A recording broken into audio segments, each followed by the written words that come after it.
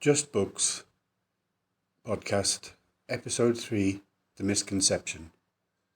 Hello, and a warm welcome to this, the trailer for the third full episode of my podcast, Just Books.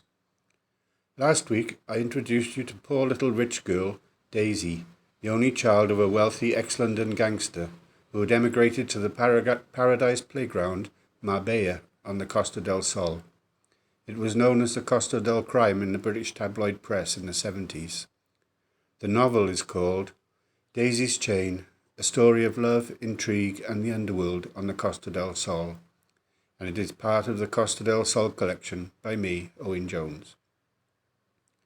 This week I'm going to introduce you to Megan, a 12-year-old girl who lives in Feyton, which looks and sounds remarkably like Barry in the Vale of Glamorgan, South Wales, where I grew up.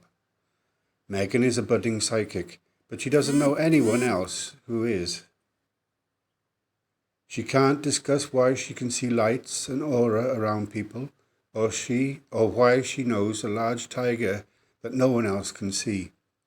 Imagine how weird that must be for a 12-year-old girl. In fact, she had tried to talk to her mother, Suzanne, about it several times, but she became angry and locked her in the coal cellar each time. Still, she is not completely abandoned. She has Grr, the ghost tiger, Wakin Hinshaw, her spirit guide, and Gramps, her maternal grandfather, who had passed away around the time of her birth. At the time of writing, The Misconception, a spirit guide, a ghost tiger, and one scary mother exists in 40 languages.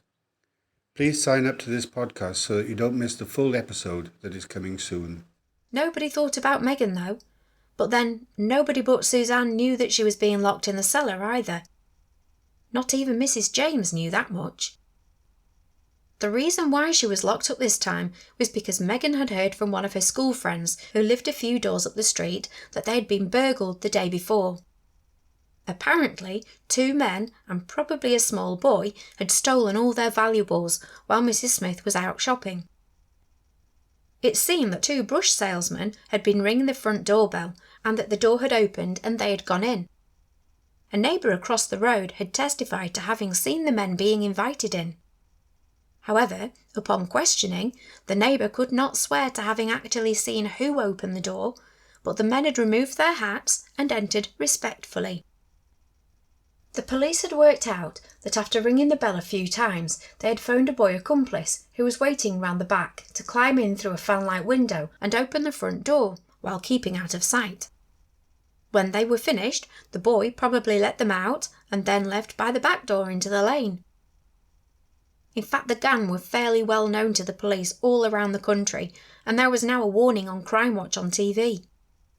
The public was shown various disguises that the men frequently used in their con tricks. It was thought that the team had already left the area, but they said that they could be active again within a month or 2. The brush salesman that Suzanne had allowed into their house was the spitting image of one of the gang.